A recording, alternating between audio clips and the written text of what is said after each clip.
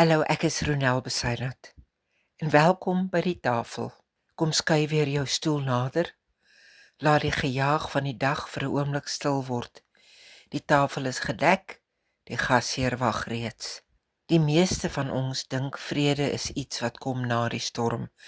Wanneer die uitslaag goed is, wanneer die gesin weer regkom, die finansies beter lyk of die onsekerheid verby is. Maar wat as dit nie is hoe Jesus vrede verstaan het nie?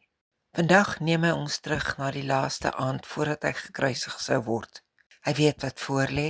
Hy weet van Judas en van Petrus. Hy weet van die kruis.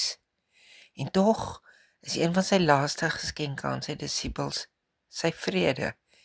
Nie omdat alles in orde is nie, maar omdat hy in beheer is. Wanneer jy nou verder lees, gaan jy ontdek dat die Here Jesus sy vrede nie uitdeel aan volmaakte mense nie, maar aan mense wat hom binne enkele ure gaan teleurstelling. En dalk is dit presies die waarheid wat jy vandag nodig het om te hoor. Kom skuif nou nader. Die tafel is gedek. Die gasheer wag reeds. Maak nou jou hart oop vir die woord. Totsiens.